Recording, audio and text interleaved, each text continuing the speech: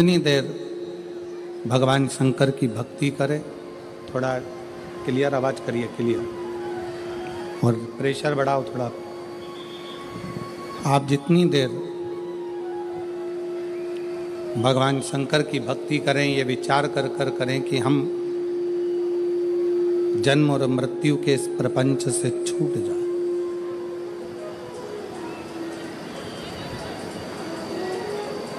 तिरासी लाख 99,999 योनियां काटने के बाद ये मानव की देह मिलती है।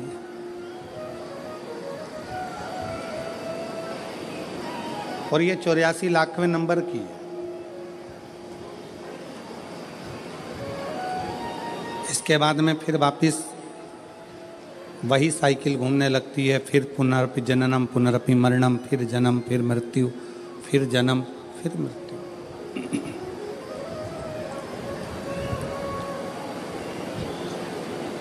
और कितनी बार जन्म लेंगे, कितनी बार हम मृत्यु लोक में, कितनी बार हम मृत्यु लोक में जन्म लेंगे, कितनी बार हम मरेंगे, फिर जन्म लेंगे, फिर मरेंगे, कितनी बार।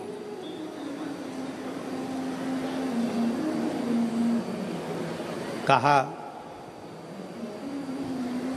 स्कंद पुराण में नागर खंड में एक बड़ा सुंदर संवाद आता है।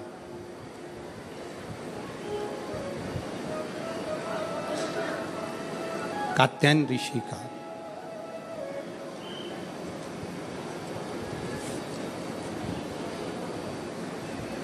स्कंद पुराण के नागर खंड में कात्यायन ऋषि का चरित्र आता है कि कात्यायन ऋषि ने भगवान शिव और मां आद्य शक्ति की साधना करी।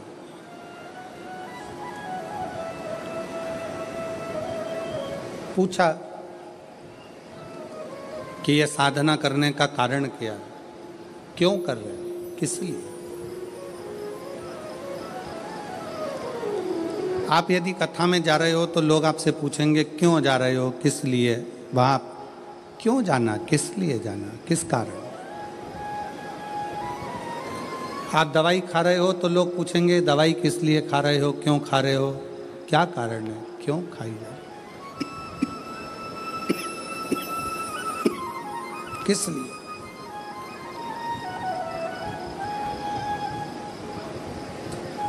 तो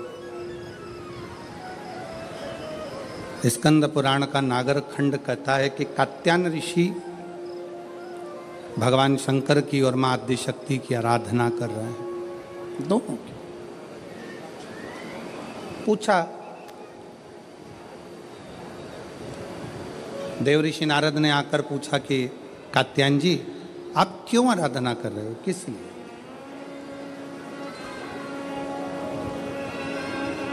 तुम्हारे आराधना करने का कारण क्या है, तुम्हारे भजन करने का कारण क्या है, तुम्हारे स्मरण करने का कारण क्या है, तुम्हारी भक्ति करने का कारण क्या है, तुम्हारा नाम जाप करने का कारण क्या है, तुम्हारा भगवत नाम लेने का कारण क्या है, किस कारण से कर रहे।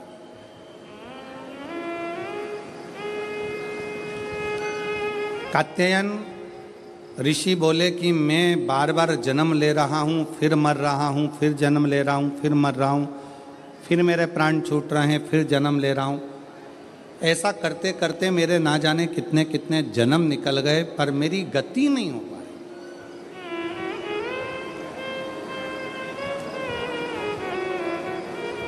कितने जन्म निकल गए, कितने। और मेरी शाहदा की जीजियों, मेरे शाहदा के जीजाओं, मेरी बेटियों बेटाओं, मेरी माताओं, मेरे भाई, मेरी बहनों, मेरे सखा, मेरे बांधव, एक बात बहुत सावधानी से स्मरण में लीजिएगा।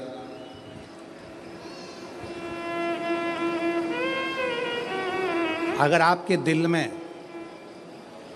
शिव महापुराण की कथा सुनने की उमंग, तुम्हारे दिल में भगवान शंकर की कथा सुनने का उत्साह, तुम्हारे दिल में भगवान शंकर की कथा में पहुंचने की उमंग, उत्साह अगर तुम्हारे दिल में आया है तो समझ लेना कि अब हम बार बार जन्म नहीं लेंगे और बार बार मृत्यु के प्रपंच में नहीं पड़ेंगे। अब हमें शिव मिल गया, अब हमें शंकर मिल गया, अब हमें शिव की प्राप्ति हो गई।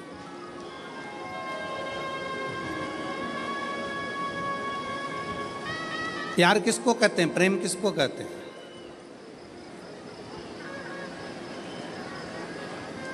प्रेम की परिभाषा क्या है? प्रेम किसको कहते हैं कि जिससे मिलने के लिए उत्साह बढ़ता जा, उमंग बढ़ती जा, दिल में तमन्ना, उत्साह, उमंग बढ़ती चली जा रही है। वो एक लाइन आप लोग गुनगुनाते हो ना कि तुझसे मिलने के लिए तेरी कसम, तुझसे मिलने के लिए तेरी कसम, एक मुलाकात जरूरी है सनम, एक मुलाकात। बाबा से मिलन के लिए, उस परमात्मा से मिलने के लिए, उस परमात्मा के दर्शन के प्रति, उसकी कथा के प्रति, उसके भजन के प्रति, उसके मिलने के प्रति। मेरी बहनें जितनी बैठी हैं, मेरी जीजियाँ जितनी बैठी हैं, मेरे जीजा जितने बैठे हैं, मेरे भाई जितने बैठे हैं, मेरी माताएं, मेरे बंधु जितने बैठे हैं, आप अपने घर में थे, पहले दिन की कथा सुनने के लिए आप आ गए। पहले दिन इतना भीड़ हो गया, इतना भीड़ हो गया, गाड़ी बहुत दूर खड़ी हो गई, धूप भी बहुत तेज, पैदल चल चल के आप अपनी गाड़ी तक पहुँचे, ट्रैफिक में फंस गए, घर पहुँच गए। अब आपने सोचा कि अब एक काम करूँगी, मैं तो टीवी पर कथा सुन लूँगी, कल नहीं जाऊँगी। पर जैसे ही कल हुआ और वापिस तुम्हारे मन में नी 5 दिन की तो कथा है, चाहे कुछ भी हो जाए मैं तो जाऊंगी, चाहे कुछ। फिर उमंग। अब इतना ट्रैफिक में फंस गए हो, इतनी भीड़ में फंस गए हो, इतना बैठने के लिए अगर 1 बजे कथा चालू हो रही है तो तुम कम से कम ना करते हो। ये पीछे वाले पंडाल वाले तो रात भर से इंतजार करते हैं, तब इनको दोपहर में 1 बजे कथा मिलती है। पर जो आगे बैठे हैं पंडाल में, मेरा मन कहता है, विश्वास कहता है कि आप लोग भी 1 बजे के पहले कम से कम 10-11 बजे तो आते होगे। गलत है, 11 बजे 10 बजे तो पहुंचते होगे कि हमको जाना है, आगे बैठना है, जाना है, आगे बैठना है। अब तुम अगर सोचते कि हमने 1 दिन की कथा सुन ली, बाकी के दिन टीवी पे सुनेंगे, अगर घर पर पहुंचने के बाद दूसरे दिन की फिर ललकता जाग जाए, दूसरे फिर दिन की फिर तमन्ना जाग जाए, तो समझ लेना कि शंकर से स्नेह बढ़ गया है, पिता से प्रेम बढ़ गया है और पिता से मिलने की ललकता बढ़ गई, पिता के प्रति जागरूकता बढ़ा, पिता की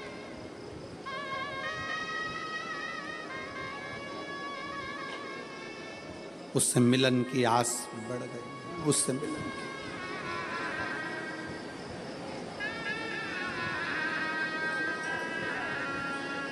आपको मालूम है लंका का राजा रावण शंकर भगवान के कैलाश पर्वत को क्यों उठा रहा था? किस लिए? उसके रास्ते में जाने में दिक्कत हो रही थी, इसलिए।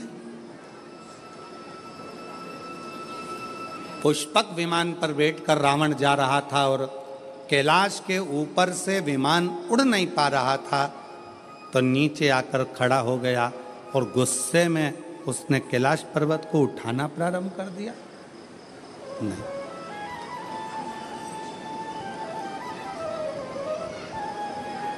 क्यों उठाना? रावण को क्या पड़ी थी जो कैलाश पर्वत को उठाने में लग गया?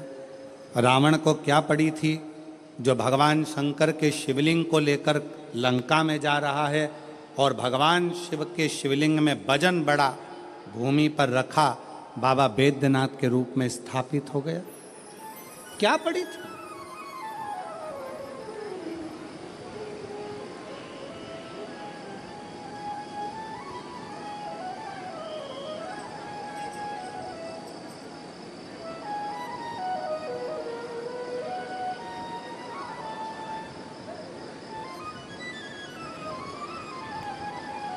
आक्रांताओं ने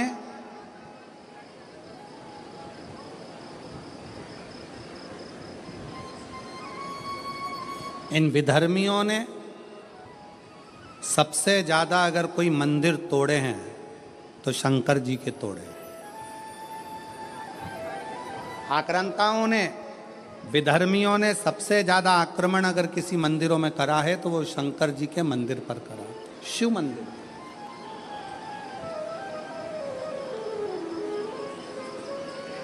कभी विचार करिएगा, कभी स्मरण करिएगा आप, विचार करिएगा आप कि रावण में ऐसा क्या था कि रावण भगवान शंकर के कैलाश पर्वत को उठाने में लग गया, भगवान शंकर के शिवलिंग को ले जाने में लग गया। आखिर वो कैलाश पर्वत में, वो शिवलिंग में ऐसा क्या है जिसको वो उठाना चाहता है, जिसको वो उठा, क्या है?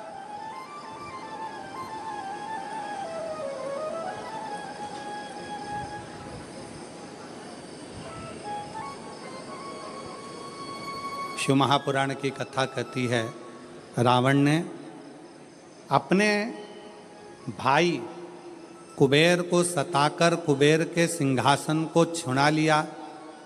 रावण ने अपने भाई कुबेर को सताकर उसका पुष्पक विमान भी ले लिया, पर रावण कुबेर का सिंहासन उठाकर ले गया। रावण कुबेर का पुष्पक विमान लेकर चले गया, पर रावण कुबेर के सिंहासन पर बैठ नहीं पाया। रावण कुबेर के सिंहासन पर, कुबेर की गादी पर बैठ नहीं सका, बैठ नहीं पाया।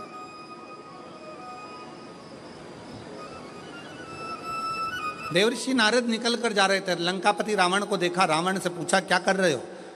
रावण कहने लगे कि मेरे को एक बात समझ में नहीं आती कि मैंने सारे इंद्र के सिंहासन को अपना बना लिया, देवताओं के सिंहासन को अपना बना लिया, सारे ग्रहों को अपने अनुकूल कर लिया, पर एक बात समझ में नहीं आती कि ये कुबेर का जो राज्य है, कुबेर का जो सिंहासन है, कुबेर का जो राज्य है, कुबेर का जो सिंहासन है, कुबेर का जो पद है, कुबेर की जो प्रतिष्ठा है, कुबेर का जो वैभव है, कुबेर का जो धन है, रावण कहता है ये मुझे कैसे प्राप्त हो, उसको मैं पाऊं कैसे, वो मुझे मिले कैसे, वो मुझे प्राप्त।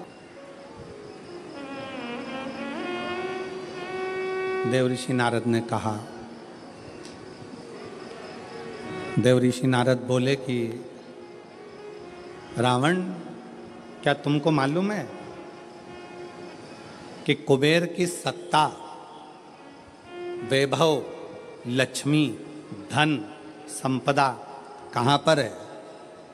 रावण ने पूछा, आप बताओ नारद जी की वो सत्ता, वो वैभव, वो पद, वो प्रतिष्ठा। पर्वत है जिस पर्वत पर भगवान शंकर विराजमान होते हैं, उस पर्वत के ठीक नीचे कुबेर का पद, कुबेर की प्रतिष्ठा, कुबेर का वैभव, कुबेर की लक्ष्मी, कुबेर का धन, सब कैलाश पर्वत के नीचे।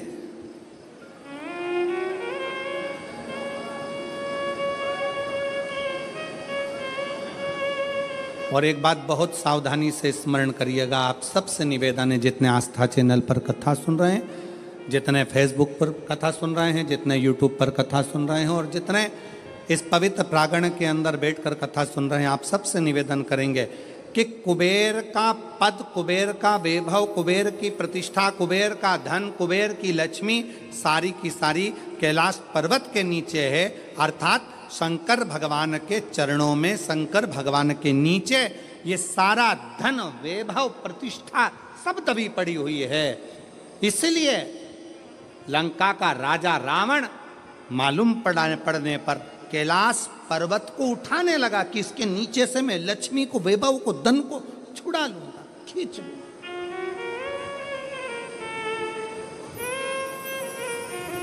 पर वो मिलता नहीं है, पर वो प्राप्त नहीं हुआ, पर वो मिला नहीं। फिर रावण ने विचार करा, रावण ने फिर विचार करा कि अगर ये कैलाश पर्वत नहीं उठ रहा तुम्हें समय आने पर लंका में शंकर भगवान को लेकर जाऊंगा।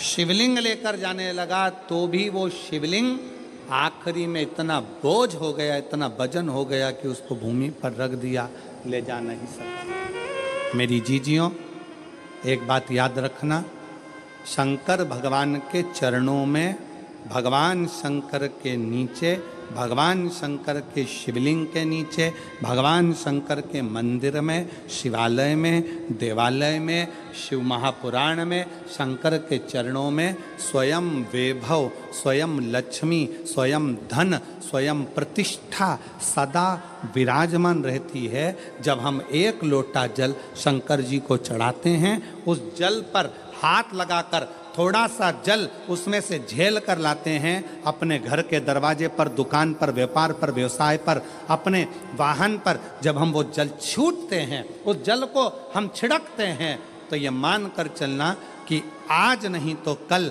एक ना एक दिन ऐसा आएगा कि भगवान के नीचे की चरण की वो लक्ष्मी तुम्हारे घर में प्रवेश जरूर करेगी और एक दिन तुम धनपति वैभवपति बनोगे। बनोगे। और शंभु शरणे पड़ी मांगू घड़ी रे घड़ी, दुख काटो दया करी न दर्शन आपो। शंभु शरणे पड़ी मांगू घड़ी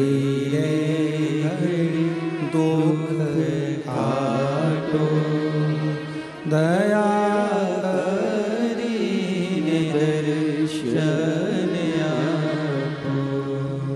शिव जी को एक लोटा जल चढ़ाना मतलब अपने दुख को समाप्त करना और सुख की राह खोल देना। ये शिव महापुराण की कथा कहती है। एक लोटा जल हमारे दुख को समाप्त करता है और सुख का मार्ग खोल देता है।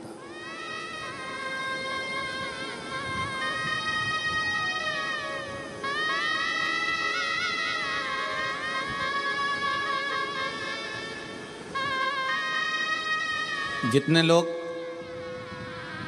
यहाँ आज लगभग 5 लाख से ऊपर शिव भक्त यहाँ पर बैठे हुए हैं। पंडालों की कैपेसिटी से ज़्यादा भरे पड़े, जितने अंदर उससे ज़्यादा बाहर अपना अपना चादर छाता लगा लगा कर लोग बैठे हुए हैं। कुछ गाड़ी के अंदर बैठकर कोई कहीं, कोई पेड़ों की छाँव में, कोई बिल्डिंगों की छाँव में, जहाँ तहाँ लोग बैठे।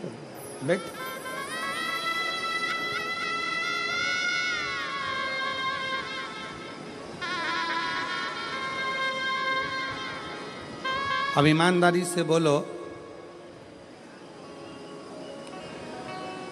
अगर मेरा बाबा तुमको कुछ नहीं देता तो तुम इतने लाखों की संख्या में शहादा आते क्या?